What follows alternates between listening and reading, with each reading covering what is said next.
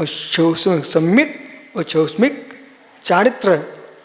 चौस्मिक सम्यक भी आपने पढ़ा है और चौस्मिक चारित्र और संयम संयम पंचम गुण स्थान। जो देशव्रति होते ना ये संयम संयम है। एक देशव्रत त्रस हिंसा के त्यागी है इसलिए संयम है, स्थावर हिंसा के त्यागी नहीं है इसलिए असंयम है। इसलिए पंचम गुण स्थान का नाम है संयमा संयम देश संयम। जो जितने प्रतिमाधारी लोग होते हैं क्षुल्लक इलक तक ये सब संयम संयमी है। और पंचम गुण स्थान अपेक्षा से यद्यपि आरका माता जो है वो उपचार से महाव्रती है पर गुणस्थान पंचम है क्योंकि उनके परिपूर्ण रूप से 28 गुणों का पालन नहीं है। उपचार क्यों कहा है? अचेलक्य वो साड़ी धारण करते हैं और उनको स्नान आदि करना पड़ता है इसलिए उनके जो है उपचार महाव्रत हैं, इसलिए गुणस्थान उनका पंचमी है। पर पंचम गुणस्थान भले हो फिर भी वो चुल्लिका नहीं आरका है, वो महाव्रती है, उपचार महाव्रती है। वो श्रावक का नहीं है, आरका है, वो श्रावक का नहीं है। इस बात का ध्यान रखना, नहीं तो आरका को तुम पूरे ही नीचे गिरा के रखो। स्त्री पर्याय में जितना संयम पल सकता है उतना आरका पालती है। वो भी सम्मान का पात्र है, अपमान का पात्र नहीं है। नहीं आप उसको ऐसा कह दो कि नहीं नहीं आरका तो आरका नहीं है, वो तो श्राप का ही है, ऐसा व्यर्थ का व्याख्यान नहीं करना। तीर्थंकर के समूषण में भी आरका जो है उसका कक्ष जो है स्वतंत्र है परंतु उनके साथ देवियां रहती हैं। गति कसाय लिंग मिथ्या दर्शनाज्ञा से तस्लेश्या चतुश्चतु स्त्री त्री कई कई क्षट भेदा।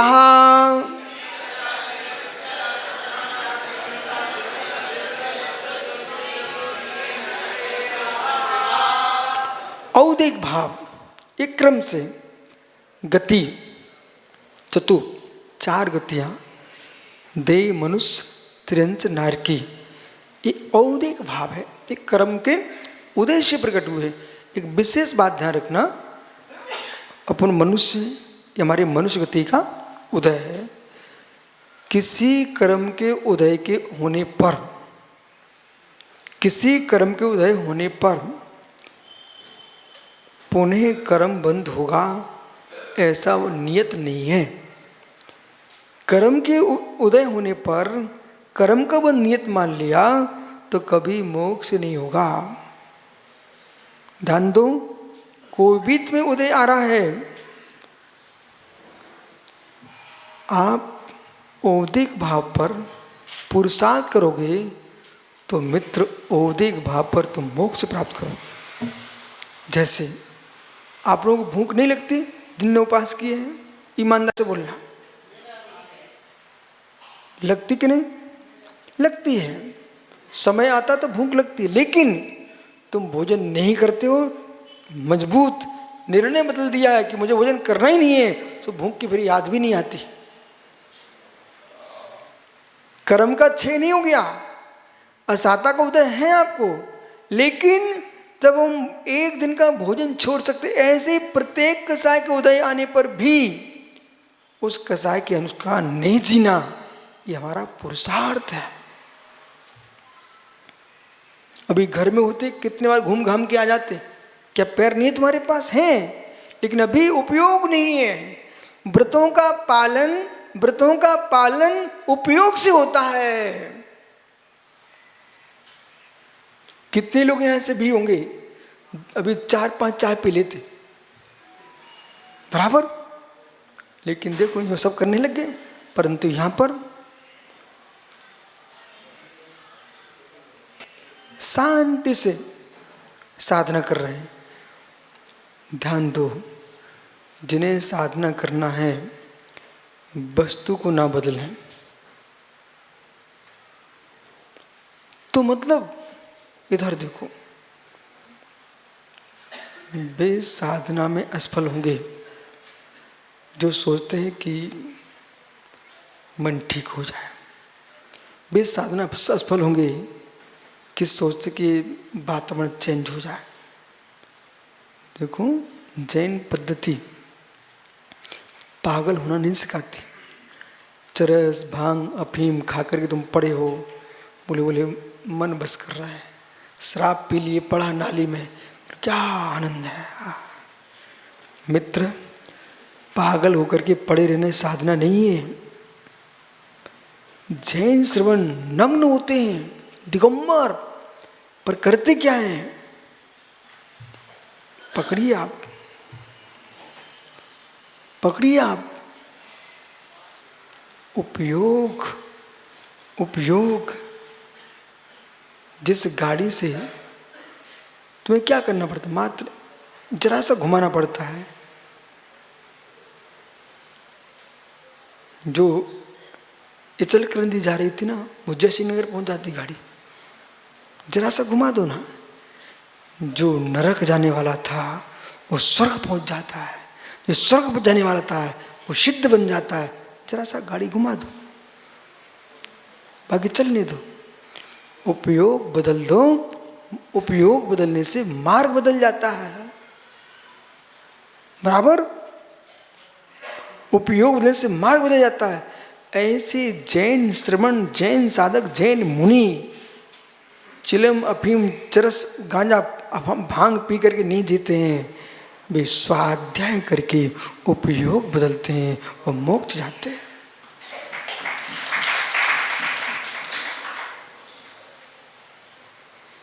कसाय मसाय काम नहीं करते, फिर सारे कसाय उनके लिए है जिनका उपयोग वहां जा रहा है। सारे इंद्रिय के विषय उनके लिए जिनका उपयोग वहां जा रहा है। उपयोग मत ले जाओ। 24 घंटे निकल गए तुम्हारे बिना पानी के, क्यों? उपयोग नहीं ले गए। आइए, इसलिए गति 4, कसाय 4, 3 लिंग, मिथ्या दर्शन 1, अज्ञान 1, असंयम 1, असिद्धत्व 1 और लेस्या 6। इस प्रकार से औदिक भाव के 21 भेद जानना चाहिए। जी भव्या भव्यत्वानि च, ये पारणामिक भेद है। जीवत्व भाव, भव्यत्व भाव, अभव्यत्व भाव, इनके कोई कर्म का क्षय शोभसम नहीं होता, इसलिए पारणामिक कहलाते हैं। जैसे जीवत्व भाव, जीव कब से है, किस कर्म की वजह से हुआ? कोई कर्म नहीं, पारणामिक है, अहेतुक है, अजन्मा है, अनुत्पन्न है, उसका नाम जीव है। वो जीव द्रव्य है। भव्य, जो भगवान बनने की क्षमता रखता है उसका नाम भव्य है। सम्यक प्राप्त क्षमता रखता है उसका नाम भव्य है। जो भगवान नहीं बन सकता, सम्यक प्राप्त नहीं कर सकता, वो अभव्य है। अब बेचारा अभव्य संसार में ही भटकेगा। अभव्य कभी भव्य नहीं बन सकता। जैसे सुनिए, ठुर्रा मूंग कब सजेगी, कब पकेगी? कभी नहीं। से ठुर्रा मूंग के समान होता अभव्य जीव, कभी भगवान नहीं बन सकता। ध्रुव में 2 शक्तियां हैं, शुद्ध शुद्धि पुनः शक्ति थी, पाक का पाक सत्व, साधने तो स्वावोत्तर गोचरा। मंच बोले,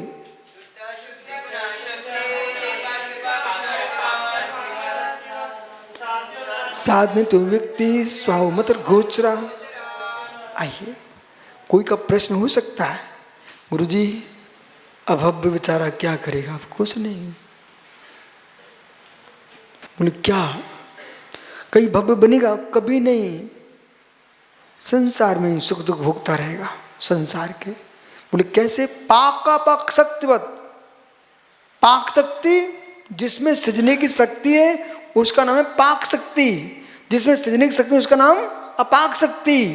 अब ऐसा क्यों? मेरा प्रश्न आप लोगों से, ऐसा क्यों? अग्नि ठंडी होती है? नहीं। अग्नि गर्म होती है, पानी ठंडा होता है, ऐसा क्यों? जल्दी बोलिए, ऐसा क्यों? उसका स्वभाव है।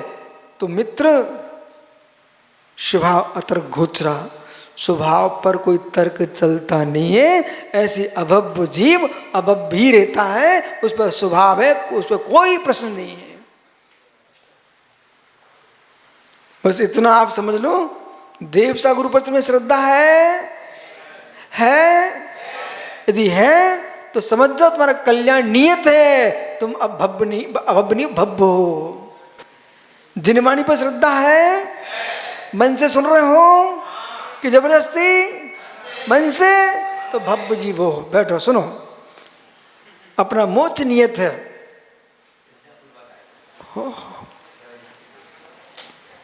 विचित्रात्मा बुला के आए कि चल के आए हो? इसलिए भव्य जीव जो है वो कभी अभव्य नहीं हो सकता, वो अभव्य जीव कभी। इसलिए जैसे दूरांदूर भव्य, अभव्य,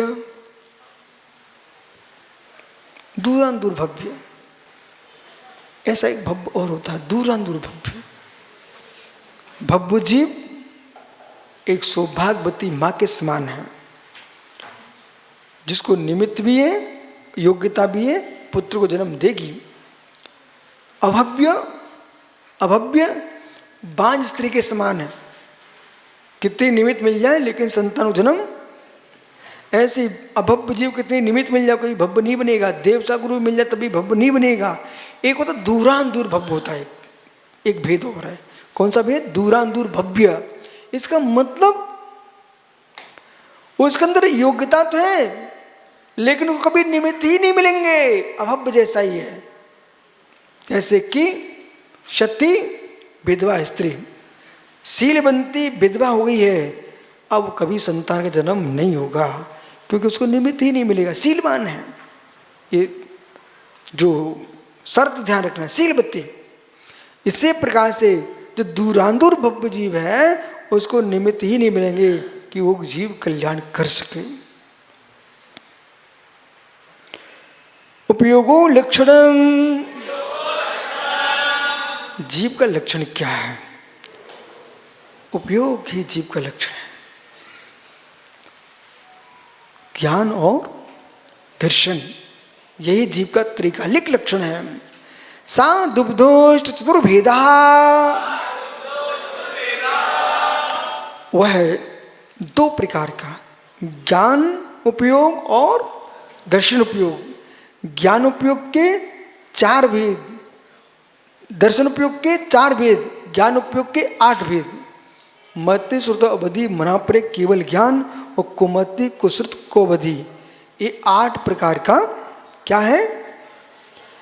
ज्ञान उपयोग सामान्य लक्षण, और चक्षु अचक्षु अवधि केवल, ये 4 प्रकार का दर्शन उपयोग। इस प्रकार से उपयोग के 12 भेद हो जाते हैं। ये जीव का लक्षण समझना चाहिए।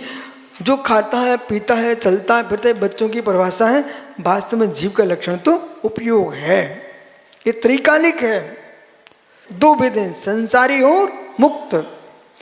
जो कर्म शून्य है वो मुक्त जीव है, कर्म युक्त है वो संसारी जीव है। ऐसे जीव के भेद 2 हैं। और पुरुषार्थ करके जो संसारी है वही मुक्त होता है। मुक्त जो हो जाता है पुनः संसार में नहीं आता है। इस सूत्र ने आपको कितना गहरा विषय बोल दिया कि मित्र न कोई परमात्मा सिद्ध बनाता है, न परमात्मा नरक भेजता है। अपने कर्मों से संसार में भटकता है, अपने पुरुषार्थ से मुक्त होता है। और एक भगवान नहीं है, एक भगवान नहीं है। ओहो, किसी के पास गिनती के भगवान एक ही है, किसी के पास कोई देवों की संख्या नियत है। हमारे पास तो अनंतानंत भगवान है। अनंतानंत भगवंतों की जय हो। आप तो मुस्कुरा, तुम कितनी संपत्तिशाली हो। मां 33 करोड़ नहीं है हमारे पास, एक ही नहीं है हमारे पास। कितने भगवान हैं? अनंतानंत भगवान है। और कितने होने वाले हैं? अनंतानंत होने वाले हैं। फिर भी अंत होने वाला नहीं है। आप भगवान हो, आप भी भगवान हो। बोले कैसे? तिल मध्ये यथा तेलम, दुग्ध मध्ये यथा घृतम। तिल मध्ये यथा तेलम, दुग्ध मध्ये यथा घृतम, काष्ठ मध्ये यथा बन्नी, देह मध्ये तथा शिवा। जैसे तिल में तेल, काष्ठ में अग्नि, दुग्ध में घृत, ऐसे देह के भीतर निराचेतन चेतन भगवान आत्मा है। इसलिए क्या हो आप लोग? भगवान आत्मा। बोलो ना, हाँ हाँ, क्या हो? और बोलो, कितना सुंदर लग रहा हो। क्या हो आप लोग? भगवान आत्मा। घर जाना, पत्नी पूछे क्या हो, कि देवी भगवान आत्मा। बोले भगवान से दूर रहता हूं मैं। कैसा नहीं करना, अब तुम सब क्या हो? भगवान आत्मा। इस प्रकार से संसारी और मुक्त के भेद से जीव के दो भेद किए, और संसारी जीव के भेद कर रहा है समनस्काहा मनस्काहा। संसार जीव के दो भेद, संगी और असंगी। जो मन सहित है वो संगी, मन रहित वो असंगी। जो खाता पीता ये नहीं बोलना, जो चलता फिरता ये नहीं बोलना, जो मन सहित है वो संगी। ऐसा नहीं कि शिक्षा आदि ग्रहण करो संगी, जो शिक्षा ग्रहण करो असंगी, ऐसा नहीं कहना। बोले क्यों?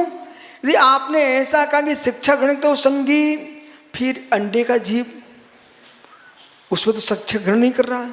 गर्भवत बच्चा शिक्षा ग्रहण नहीं कर रहा है। कोई कोमा में चला गया, शिक्षा ग्रहण नहीं कर रहा है। कोई मूर्छित गिर पड़ा, शिक्षा ग्रहण करनी, तो क्या असंगी हो जाएगा? नहीं होगा। इसलिए जो मन सहित है वही संगी है, और मन रहित हो असंगी है। ओ, आप लोग क्या हो? असंगी? हाँ, कितने जोर से बोलते संगी। ओ बेटा, उन बेचारे जीवों से जो असंगी है, सोच भी नहीं सकते, विचार भी नहीं सकते।